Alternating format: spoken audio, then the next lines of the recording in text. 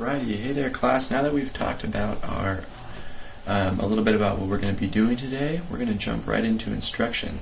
Okay, so today we're going to be talking about prefixes and suffixes. Now I know that we've talked a little bit about them before, and maybe some of you know them from your past study, but let's go over a little bit about what they are again one more time. I want to talk about how prefixes and suffixes work in English language, what they mean in different formats, and then we'll go over a little bit about how we can identify them while we're reading, how we can decipher what they mean, and I think that once we dive into it, all of you will realize that prefixes and suffixes are something that we see all the time in writing, and that we use all the time in language. They're very fundamental to the English language. So first of all, I want to ask a question to you guys.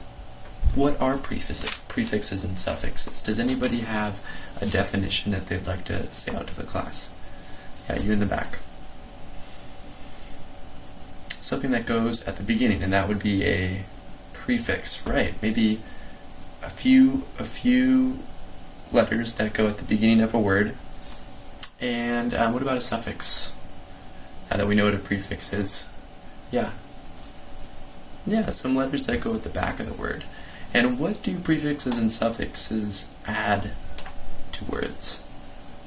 Meaning, right? Exactly. So prefixes and suffixes are words that are letters that either go at the beginning or the end of the word that attach to the root of the word in order to give some more meaning. So that's what we're really going to be looking at today.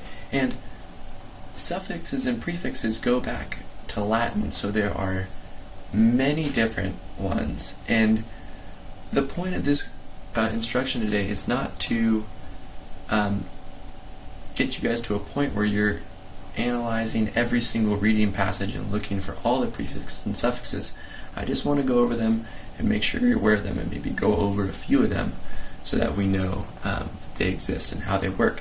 So ones that I want to start with, the prefix D, D-E. It means from, down, away, or the opposite of, and we can see it in words like decode.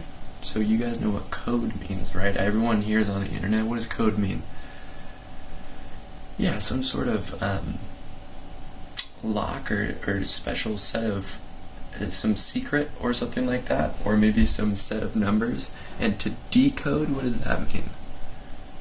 So if we were looking at the prefix D, D is the opposite, or reverse, or away. So decode would mean, just put those two together, away from the code, right? Or the opposite of the code. To decode something would be, to take it apart or to move away from it. Right, exactly. Let's do another prefix. Let's do dis, D-I-S. So dis is very similar to D in its meaning, but we see it in different words a little bit. So dis is not, opposite, reverse, or away. So we can see it in words like disagree or disappear.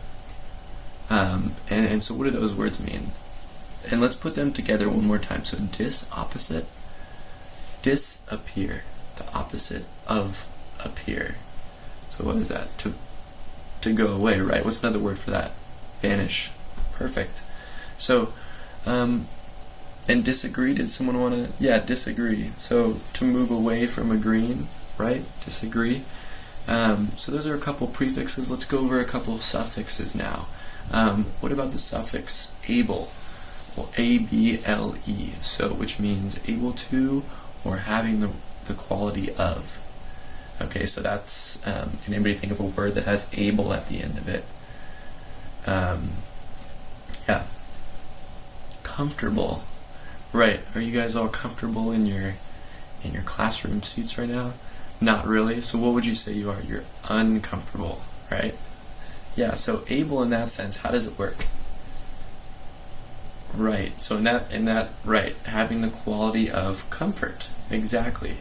So putting those two together with able at the end, If something is comfortable, it's having the quality of comfort. What about the suffix al? So comical or relational or something like that. What does that mean? If something is comical, we can say, how does it relate to comic? Again, yeah, it's kind of the same thing as able. It's relating to. So, comical, what does that mean? Relating to comedy. Right, exactly. So, as we go over a couple of these, you start to get a better picture of how prefixes and suffixes work and what we can look out for. And today we're going to go through the text. We're going to look out for prefixes and suffixes right off the bat. Did anybody see some while they were reading? Yeah, awesome. So we're going to divide into groups, and we're going to go through a few paragraphs in each group, and we're going to try to pick out any prefixes and suffixes that we can find.